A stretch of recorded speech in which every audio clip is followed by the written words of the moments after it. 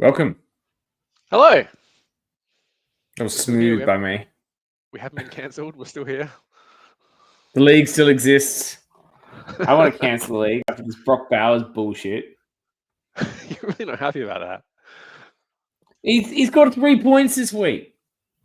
He's got 40 fucking 3 against me. It's brutal. I mean, I could have been in third place. Third place, Badams. Third. Literally nobody scored anything in that god-awful game yesterday. I could have been in third place. I'm struggling to still make the 8.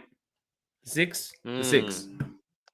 Yeah. There's a lot going on there. We will come to it. However, let's go play the music for our first segment. Here we go. I didn't write anything though. Have you just done it for me? Womp fucking womp, mate. My only job for this podcast was to write. Go on, read it out. My only job for this podcast was to provide a quote for this. Look, I'm very upset about the Brock Bowers situation, all right? Very upset. All right. Your quote could be, fuck Brock Bowers, fuck white tight ends. All right, let's move on. The next segment's a good one. Here we go.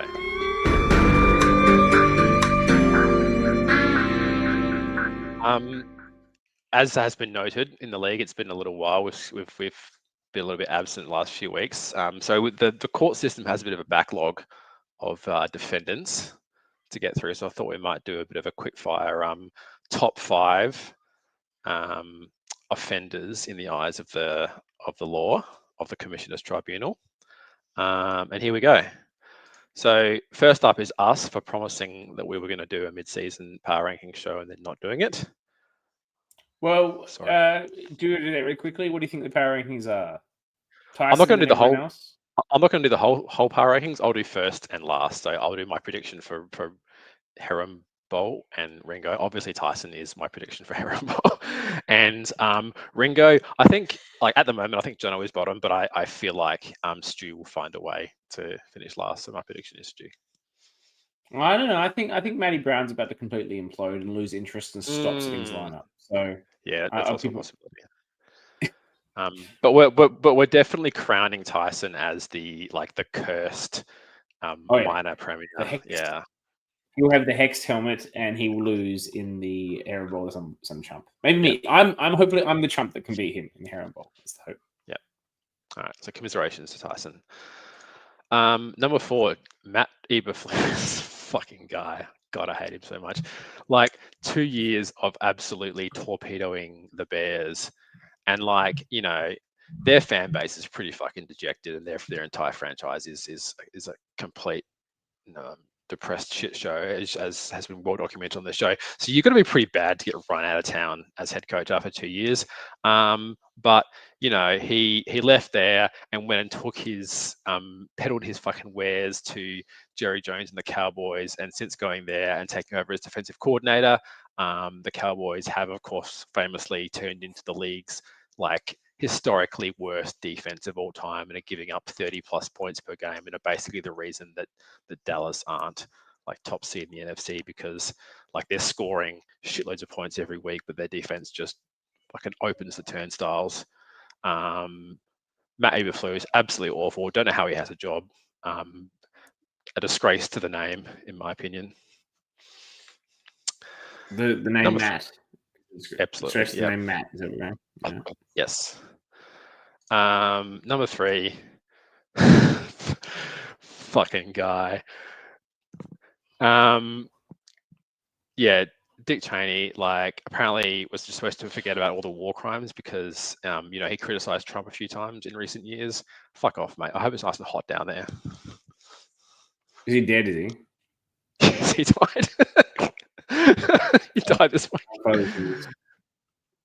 The movie that Christian Bale made about him was good, though. Yeah. It's a good movie. All right, number 2 is you, right? Not texting me for a month and then hitting me with a fucking wall of text to complain about this league schedule because you suddenly realize you have to play Too Good Tyson and Handsome Andy twice this year. And so as a result, we should fucking change the schedule. Here's how I feel about I that. think we should change the scheduling. I think. I know you think that. Obviously, I can't change this current schedule. What I have is what I have.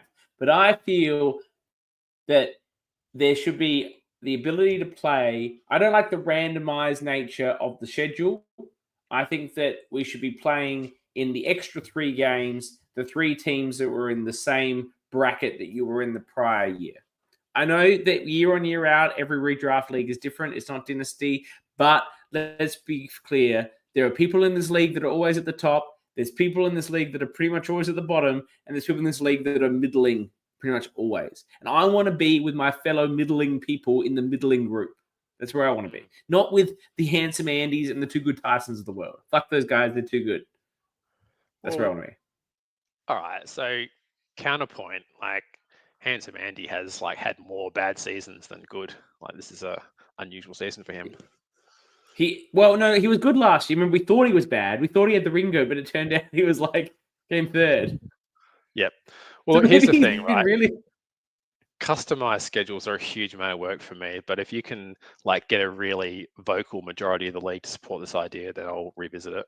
Why is it a lot of work? Have you done it? Like, have you done custom schedules? It's like it's a lot of work. Like, trust me, it's way harder than you think. Can you make me like an admin on the sleeper league, and I'll just do it? That sounds fraught with peril, but look into that. Let's look into that. I'll do the work. I'll look into it. All right. But number one. Okay. Yep. Yep. Okay. So yeah, I get it. You're up and about. Yep. Wow, you are really up and about. I just don't really fucking know why. Is anyone else like? Every second time my phone vibrates, like, and I get a lot of shit on my phone for like work emails and Teams and stuff. It literally every second time it vibrates, it's this fucking guy giving an opinion in the league chat. He is really up and about at the moment. I'm in another league chat with him in a Dynasty AFL league, and it's just the same. He's always. Does he just tab between the different leagues and just give the same like hot takes, or? No, he gives other takes. In the other league, it's more about conspiracy theories, politics, and AFL football, which he always brings back to football. So he's got his different like avenues to bring in his various information. Yeah. All right, mate, calm down. Your team's not that good. It's really not. All right, here we go. I wasn't ready. Maestro. Oh. Yeah. Get it. All right, here we go. We're going to check in with the Coin, who's actually in third. He's at the top. I should be in third. Fuck you, Brock Bowers. Fuck you, Tim Rogers. Yeah, so he's at the top. Tim Rogers here. James looks like Tim Rogers. A few years ago, when I did like the first year I did a custom draft board, I did like funny photos for everyone, and I thought that time that he looked like Tim Rogers, and he still kind of does when he has the long scraggly hair. He did have long hair for a period there. Okay, that makes sense. Yeah, bit of homeless chic. Yeah, so he's kind of at the top of that that cluster of like, I don't know, 8 or so teams that are all in the running for the playoffs. He's currently 10-8, which means yeah, it's a competitive year this year, which is really good. He's 10-8, which means that he is 100% on track to lose badly this week. So congratulations to whoever is playing. But you know, kind of hitting some pay dirt with the old guy stack of Stafford and Devontae Adams, which I don't think anybody saw coming. These guys have been lights out. What are your thoughts on the Coins team? Could he be a sneaky contender this year? He's also got some old guys in Hunt, who's definitely the best running back on the Chiefs, and I think the Chiefs think that too. Yep. Justin Jefferson has a good schedule for the rest of the year as well. Cook's been a great choice. Chase Brown's not in a great space team-wise. What about Aaron Rodgers? Shouldn't he just be disqualified for having Aaron Rodgers? Didn't he trade for Aaron Rodgers? What's actually going on here? He did. We'll come to that later, right? But yeah, there's a few issues with this team. Number one is he's got Aaron Rodgers on it. Number two, he's got John O'Bates as his kicker, which I think is a really bad call. But other than that, it's a pretty well-rounded team. There's not a lot of weaknesses. I think he might be someone who comes up and surprises us in December. I think that's possible. I think there's so many people though. It really is an open season between from third down to it was down to 10th, but I think with Matty Brown's poor trades and injuries, he's probably not in it anymore. So down to 9th. There's going to be a lot of people competing very hard for those 4 spots. Yeah, it's basically 7 teams going for 4 spots at the moment. Yeah. It's pretty exciting. Anyway, It's good. Good job by you, James. None of the coin. All right, had to do it. Bardnox Last time we did has. this, I was saying last time we did one of these podcasts, you were up and about. I think you were in third. You were winning matches. It's sort of gone downhill since then. Yeah, it's. I feel you there, Commissioner Roger Goodell. It's a sad time. So we've gotten smashed 3 weeks straight. The previous 2 expectations were probably pretty tempered. We had bad bye weeks and we had some injuries and stuff, so I wasn't actually expecting a lot out of those. But I mean, last week in the Commissioner Bowl, we were projected to win by 40 points. So this was an absolute bed shitting, and I could not be more disappointed in these guys. Jordan Love, especially, like taking a loss to the Carolina Panthers that I had to fucking hear about from old mate. Kamani Vidal just going from hero to zero. Just nothing to get excited about, except perhaps for the fact that Rashid Shaheed has been traded to a good team. So that's a bit of a bright spot. But yeah, man, it's after a strong start. It's looking good. He got traded to Seattle, so he's now. I now have unintentionally got a handcuff for JSN, which is nice.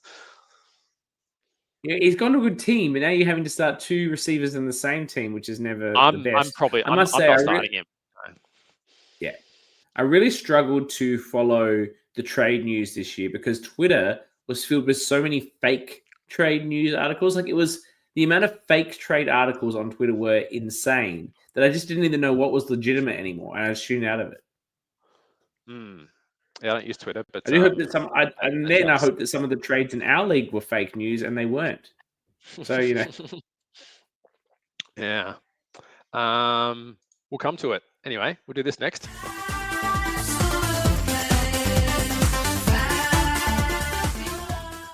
All right, we've got a few weeks backlog to catch up on, so I'll put up some of the highlights going in reverse chronological order. So in the week just gone, the only major transaction was Matt Brown, of course, having to reach into the pockets to shore up his disastrous quarterback situation. Having just is Shaden Daniels out for the whole year? Well, it's funny they're not putting him on IR, which is interesting because I saw his arm going the wrong way, and that's normally not good for playing football.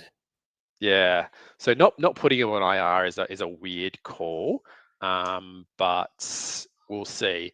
But you've got that, and then you've got the fact that he just traded for Kyler Murray, who I don't think is going to get his job back either. So we'll talk about that trade because I think that's a horrible decision. But I guess I've got the next slide will be about some trade news. But anyway, so $83 for Marcus Mariota, who we have a pretty comprehensive set of data on to know that he's not very good. So good luck. He's not. He's absolutely not. I think the Commanders are done.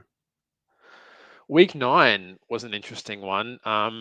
Monster bidding war on Tyrone Tracy. Now, I'll just let you guys know that I actually drafted Tyrone Tracy when he was the nominal starter for the New York Giants, and I got to tell you, I didn't drop him because he got injured, right? I dropped him because he was shit, right?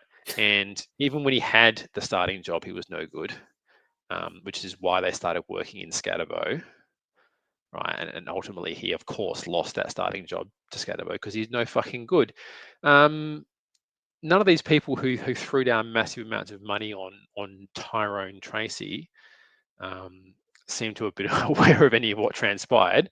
But having said that, really, really thrilling bidding war, like one of the most interesting and exciting ones that we've had. And congratulations to Carter Factor. My prediction, I mean, I put the first week of results there. It was not good, and my prediction is that it's not going to get any better. I think this is going to pan out as one of the biggest wastes of fab that we've seen in the league in quite some time. I just don't think this guy's any good, Chris. I think there's the potential for some committee work because I don't think Singletary is that much better either.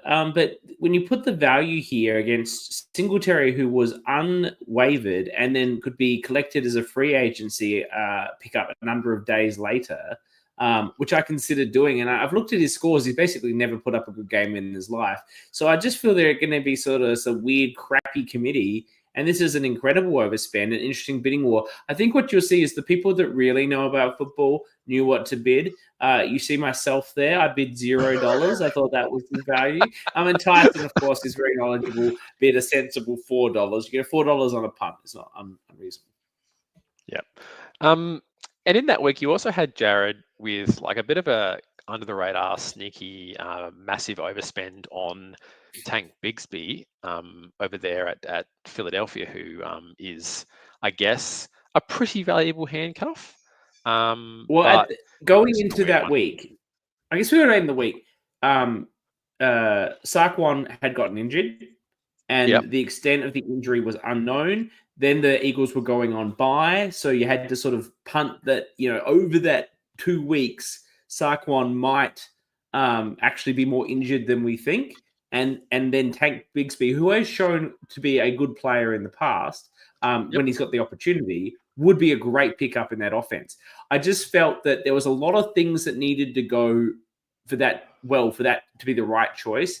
And the news was all that the injury to Saquon was not that significant. So with 2 weeks off, the odds of this ever playing out were low. Again, the astute football minds like myself felt this was worth $0, but worth a punt.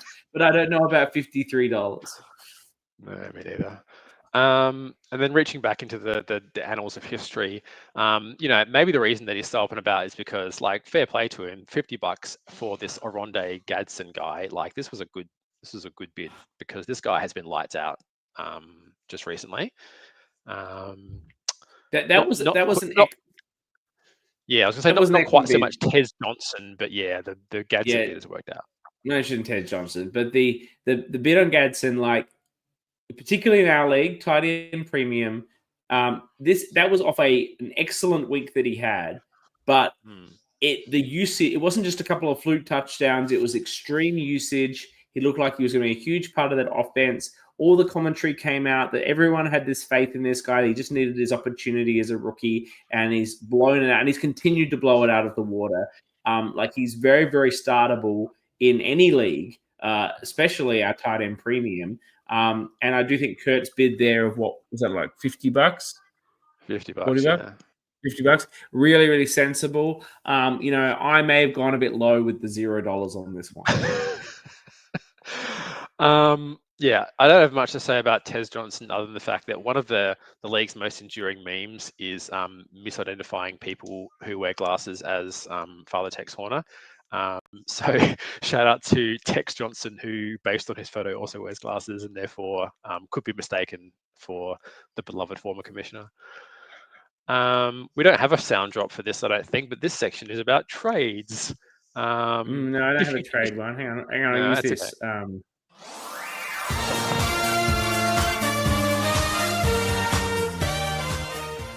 I would have used that for this. Look, if you do a trade in this league, we will certainly talk about it on the show. And if you do two in 1 week, you'll get a whole fucking slide, guaranteed, right?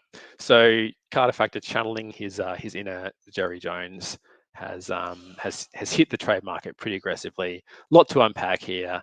We'll give it our best shot. So he first went into business with the aforementioned coin, James Nunn, to whom he sent Aaron Rodgers and Wan'Dale Robinson, who I think had been a pretty pricey waiver pickup a few weeks back, following the injury to Malik Neighbors, another New York Giants skill position guy who people just kind of assume is going to be fantasy gold. I'm not sure it's actually panning out. And in return, got Baker Mayfield, who's been really, really good. And the Kansas City defense, which I assume is just a dumping of a roster spot for Kansas City defense, pretty good for the playoffs, just quietly. But they're not particularly great. I don't know what James was thinking with this trade, honestly. Like, he got nothing. He got a downgrade at quarterback. I guess he really believes Carter in Wanda fleeced him. Robinson. I don't know that he fleeced him, but I don't like this trade for the coin, that's for sure. Yeah. I feel like if you were going to shop Baker Mayfield with the injuries that we've had to quarterbacks this year, there's a very limited supply of good quarterbacks. If you were willing, like sometimes I'm not a big advocate of the chuck thing. I'm willing to trade this, thing, but sometimes that's actually worth doing if you got something worth it, like a hot commodity, like a quality quarterback. And he could have simply said in the chat, I am willing to trade Baker Mayfield, downgrade to a lesser quarterback with an increase in my wide receiver room. There are a lot of people that could have put an option on the table for that. Yeah, I think he could have done better than Wandale Robinson, that's for sure. Yeah, I think Carter wins this trade, but we'll see. Not satisfied with having flipped the coin and come up trumps. He's then darkened the door of Matt Brown with a briefcase full of absolute nonsense, and sold him the thrilling combination of an aging Keenan Allen, who has moments, but probably not someone that's going to light up the scoreboard every week, and Kyler Murray, who is probably a verb away from being unemployed. And in return, has taken home Stephon Diggs, who's having an astonishing kind of late career renaissance in that resurgent Patriots offense, and Michael Penix. I think it's less. I think Stephon Diggs is heading to the Tyreek Hill levels. He now has 4 different women pregnant at the same time.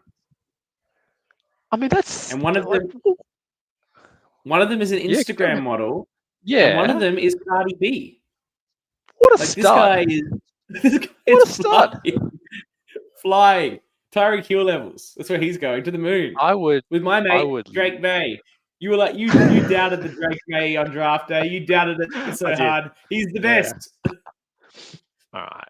So Diggs, absolute I don't know what Matt Brown was smoking. Well, I think I can take a guess what he was smoking. But he was smoking a lot of it because this mate, like, Carter has been trying to ship Kyler Murray all for like 3 or 4 weeks to everybody. And the dude isn't any good at football. And you only had to watch one game with Jacoby Brissett in that offense to realize he's never getting the job back because Brissett's like infinitely better. Yeah. Meanwhile, Penix has been really, really solid. This was a great fleecing. And don't forget, he's given him Allen, who has been good, but the aforementioned tight end, whose name now I've forgotten, Gradson or whatever, he's started going up. So that's impacting Keenan Allen's potential targets. And so he's really bought, I don't know if he's bought a lot high on these guys. He's just bought them and given away some great outcomes. And then he gets into it and he's just devastated. He's like, and now Kyler Murray's like injured. It's like, yeah, no shit. This talks about him going to play baseball. Literally, they're talking about him going to play baseball. He apparently tossed up between football and baseball. There's agents that reckon he's got 10 years of baseball. That's where he's going. He's going to the Major League Baseball. I'll add him in my MLB fantasy league. Look, I can say whatever I want about Matt Brown because he famously doesn't watch this show. He's bought Kyler Murray at his absolute most deflated value, and yet he has paid kind of full tote odds, and I don't get it either. This is a ridiculous trade. Yeah, it's trades like this. Harder for fleecing a couple of unsuspecting chumps in the league.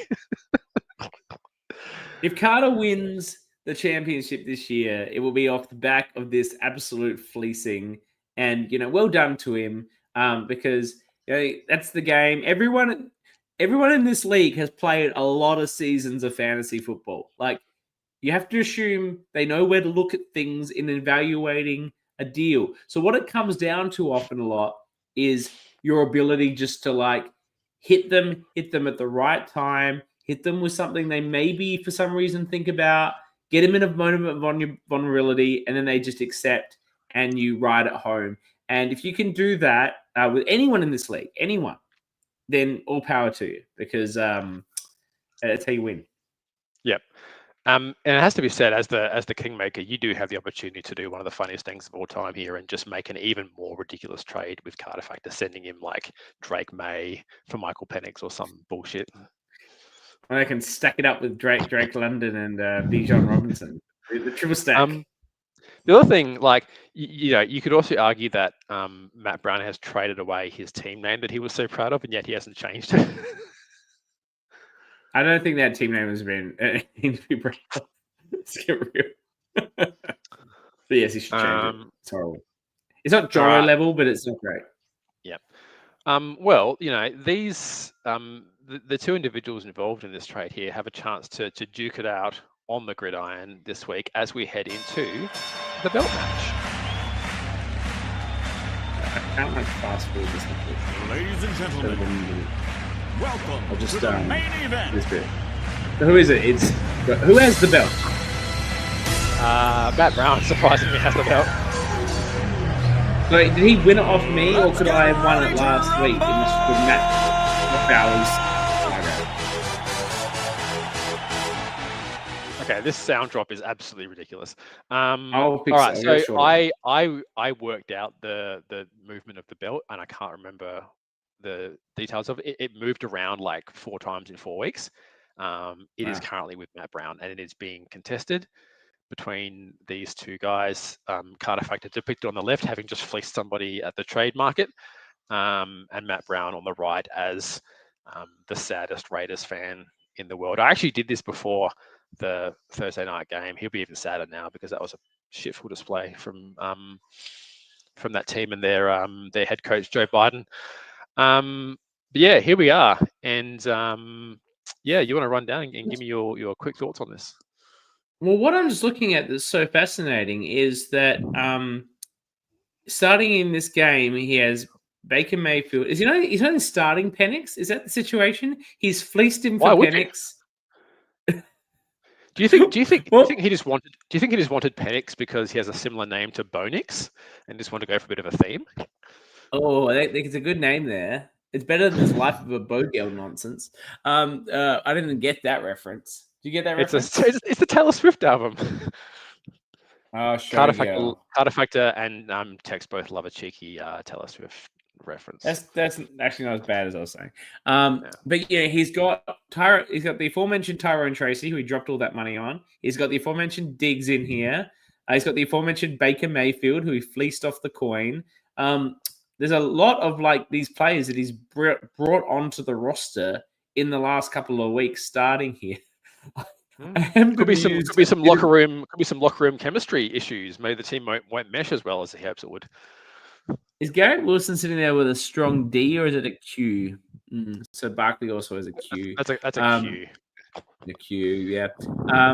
So look, maybe we'll be completely wrong here, and Matt Brown hasn't been fleeced. Maybe he's a mastermind of fantasy strategy, and the players he's acquired, Keenan Allen and Marcus Mariota, and who else did he get from this trade? Oh yeah, that guy that's not playing anymore. Will set the world on fire, and he will retain the belt. But I would be surprised if that were to occur.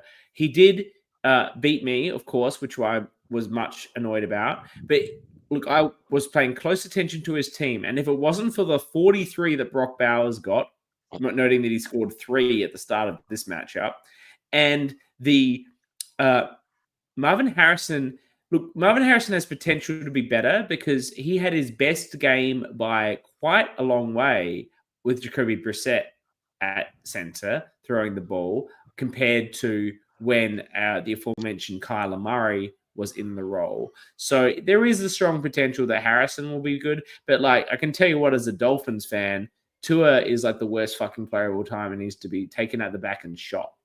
Melbourne Cup style. Well, I mean, Brown's got 2 Hawaiian quarterbacks on this team, and they're both absolutely fucking hopeless in my opinion. And I think you probably share that view as well. Is Mariota Hawaiian? He is, yeah. No. So he was like from the old country, like Italian. Mario. You could not be more wrong about that. That's how he looks. He looks like he's from fucking like Italian background. Doesn't look Hawaiian. He doesn't like Tua. He's from Hawaii. He's not Polynesian descent. Do you want to pause the show while you look this up? You just want to trust me that he's Hawaiian. I'm not saying he's not Hawaiian, but he's not like of Polynesian descent. Okay. Like he's a white dude. I'll look it up. You talk about the teams. All right. Well, there's not that much more to say. I think you kind of covered it. You know, Josh Jacobs obviously is my boy. I was pretty annoyed that I didn't get him on draft night. So you know, I think he's someone that you could be pretty optimistic about. Brock Bowers is someone else that you should be optimistic about, except that he famously scored however it was 3 or 4 points the other night. So yeah, I don't think this is going to go well this week for Brown. I don't think the rest of the season is going to go well. He was your pick for Ringo, and I think that's a pretty fair pick. I think he's cooked. Well, it turns out. Well, his middle name is Tualuno, and his father's name is Toa. So yeah, he is definitely of some level of Samoan Polynesian descent. If he's Samoan, his mother's German, so he's sort of like half. But yet, I'm wrong. He is just as much of a Hawaiian chump as Tua. Both bad at football. I'll tell you what, neither of them are the tribal chief. Bit of a wrestling reference there. They're no Roman Reigns, no tribal chief shit going on here. More of a yeeter. So that brings us to the conclusion of this week's show, mate. It was a great show. I think we covered a lot of ground. You know, we may have missed a few weeks, but really, like, we just covered it all right here. So, excellent work. This season, though, is going to get really heated up. So there's going to be some really interesting permutations as we roll through the back end of the year to see who makes it. Who do you think is going to make your call? Who's of the 7 teams, as we wrap this up, who's not going to make it? All right, let me have a live look in at the ladder here, and I'll give you some hot takes. All right. I think my prediction is that myself, Jared, and Tex will fall out. So I think playoff teams are going to be. I think playoff teams are going to be Tyson, Handsome Andy, The Coin, Carter Factor, Kurt, and yourself is my tip at this point. I like that prediction. I like it a lot, and I do think that my team is better than the 3 teams you have not making it. But going back to my earlier point, my schedule sucks, and it may be the killer for me that I can't get. I might be able to get the points to get the bonus point, but if I can't beat Andy, if I can't beat Tyson, I'm not going to get there in the win-loss. So I look forward to hearing more about it. Up for grabs. My spot is up for grabs. All right. Thank you, Chris. Good luck to everyone this week. We'll see you when we see you.